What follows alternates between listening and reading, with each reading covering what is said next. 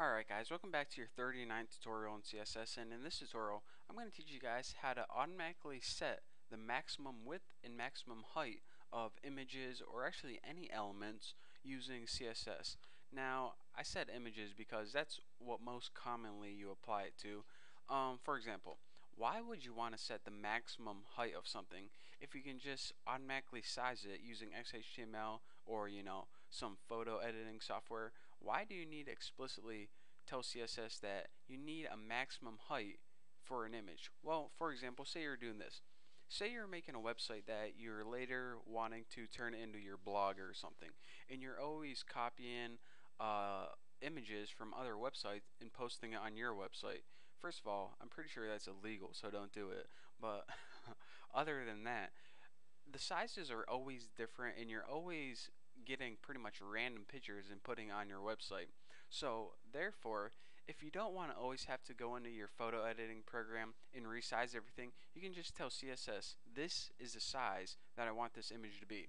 And aside from that, another example that's probably an even better example, if you ever went to eBay, everyone always uploads photos of all their items, and they're all different sizes, different types, but when eBay displays them on their main page, they're all the nice little same size thumbnail. So in order to get all a bunch of different photos the same size, you need to give it a kind of guideline.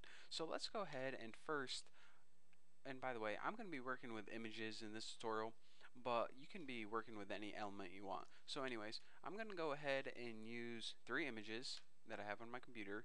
Source equals my face.ping, and let's just go ahead and copy this and paste it down here twice, and my face.ping. And aside from that, I have one called madden1.jpg, and lastly I have cell.jpg. So now let's go ahead and save this and see what beautiful website we got. Whoa, hey mama, I mean my face is a pretty good size for this, but scroll down here. Whoa mama, I'm gonna have to scroll all over to see this big whopping topping thing. And also, jeez Louise, that is one big cell right there. So say say I was selling my face and Madden for Xbox, and also a cell of my body on eBay. Well, this thing just isn't going to work. So here's what I would need to do. In order to set a maximum size for all images on your web page, here's what you need to do. Go ahead and type image as your element, then as your rules, the first property that we're going to alter is max minus height.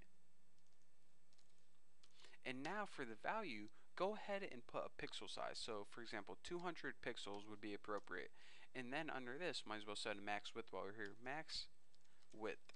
And might as well make this one 200 pixels too. Why the heck not? So now, what we're telling our browser is this. Alright, if you have any image that's taller than 200 pixels, shrink it down to 200 pixels.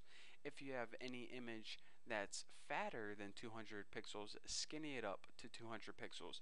And we do this so the big images fit nicely on our small web page. So now let's go ahead and save this and see what happens. It took all those images that were bigger and it shrunk them down so they nicely fit, or fit nicely if you prefer that, on our web page. So pretty cool. It kept the same, aspect ratio, and that is what we got. So aside from that, another thing, you can use this too, but it's not as commonly used, is actually min width and min height, and I don't even have to tell you what those do. So but anyways, the only times actually never use those. The only really rule I ever use is max height and max width, and I do this a lot whenever I'm like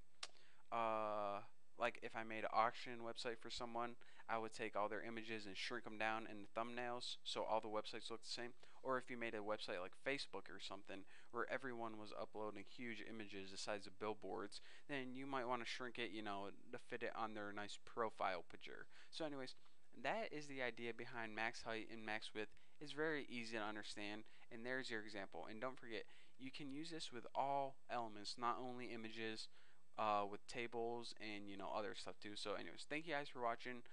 Don't forget to subscribe, and I'll see you guys in the next video.